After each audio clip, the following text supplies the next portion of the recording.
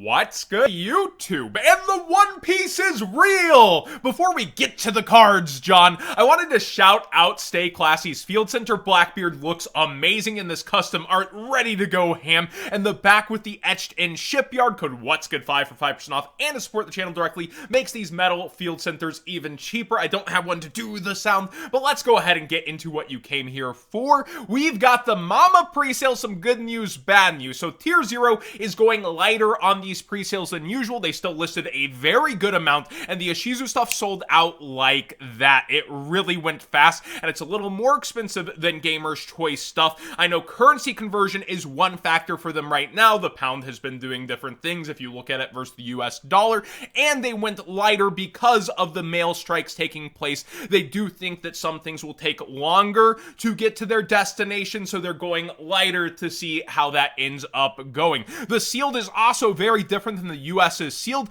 Keep in mind, the US's sealed is like 20 mini boxes per case, and theirs is something like 48. To do the math, I'm pretty sure I said that right though, but looking through, that's why there's a huge price difference per case rather than just it being currency. I think it ends up being $17 and some odd cents per mini box, actually, if you use code What'sGood5 for 5% off, and to support the channel directly, making it even cheaper. So not the most expensive sealed in the world, but it is a lot more to buy it at once. Yu-Gi-Oh! Daily is coming in hot though, with cheaper prices than Gamer's Choice currently. The deck core starting at 200 versus they're now 230. Again, if you were early on Gamer's Choice, you got even better deals than this. They're starting out at daily around what Gamer's Choice is at now for some cards, but also going cheaper for others, and then more expensive on some. Like, I think their BLS Link, we made fun of that card yesterday, was $6 yesterday on Gamer's Choice, and here they're starting it out at 8, maybe trying to take a bit from that history lesson, and it is half as cheap as eBay, where the most public pre-sales are,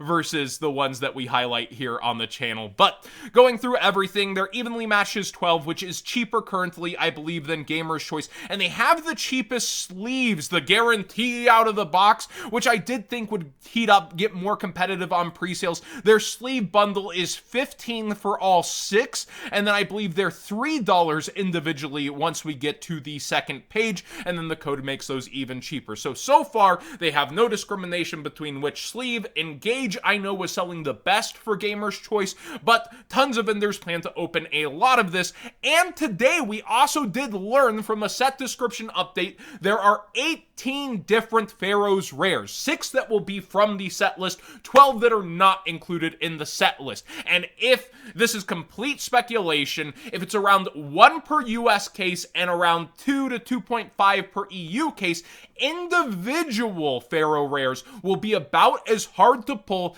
as an individual Starlight. I think you would see 1 of each individual per 9 cases, but that's still speculation at this point. We don't know how many Pharaoh rares will average per case, and we'll have to wait and see. We don't even know what all the Pharaoh rares are, let alone how that'll affect the estimated value pulled chop up or what's going to be short print. So these are pretty darn blind pre-sales at this point, but one thing's for certain, the Ishizu stuff is at the top end, selling very fast for all of the vendors right now, and it's going to be an update to the metagame. And I have seen some hot takes like the Ishizu stuff won't do anything over here, you're overhyping it, versus it's gonna be tier 0. I think it will have an impact, and we'll have to see how big of an impact that is. Within the market, the Bisted buyouts and Dragon Link Bisted buyouts continue. Chaos Space has been one to watch. I pointed this out as it spiked towards 14, and it has gone even farther, although a couple of listings here at 15 coming in hot before it's 17 to 18, which is what it's been headed up towards, and we see a lot of sales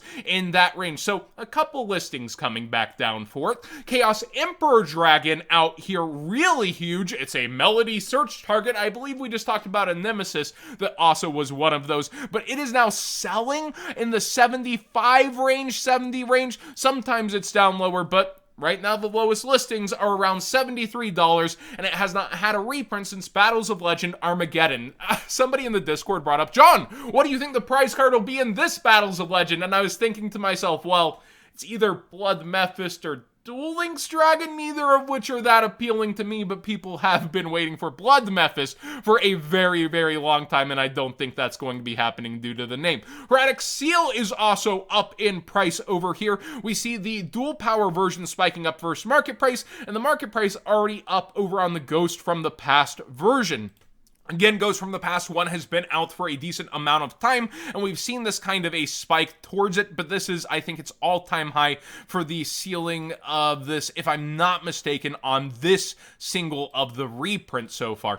Purple Poison Magician has people freaking out. Apparently, this got featured. You use the Draco Slayer, you pop it in scale, then you get another one again. I'll do it again. And when it comes to this card, I think it is highly overbloated in price at this point, but it's been headed up. We've seen a ton of Draco Slayer hype go out the window, and prices calming down as it underperformed at the YCS, but some decent players are still on it, and it was getting featured, it seems. So it looks like this was a huge buyout for the deck. Super Quantal Fairy Alpha, and I have no idea why this is spiked so hard. This got brought up in the Discord, and looking at this one, like, yeah, it's a very good common for the deck, but what are you all doing at this point? Like, yes, the card is nuts, but $5 commons, huh?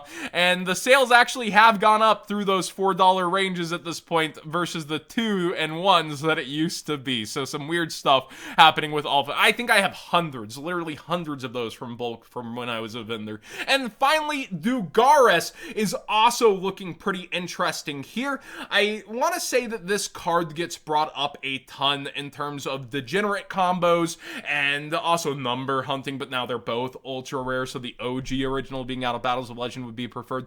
This card, it's a good combo card that's almost never going to change, and as metas develop and get more figured out and Advantage becomes a bigger piece of them, I think that this card is going to consistently find its way into those. So, the Degenerate card will find ways into metagames, especially complicated one. That's my reasoning on it, but be aware there are 2 printings and not just one, and it being from Ghost from the Past 2 and starting to climb here, this might end up being the most expensive single out of Ghost 2.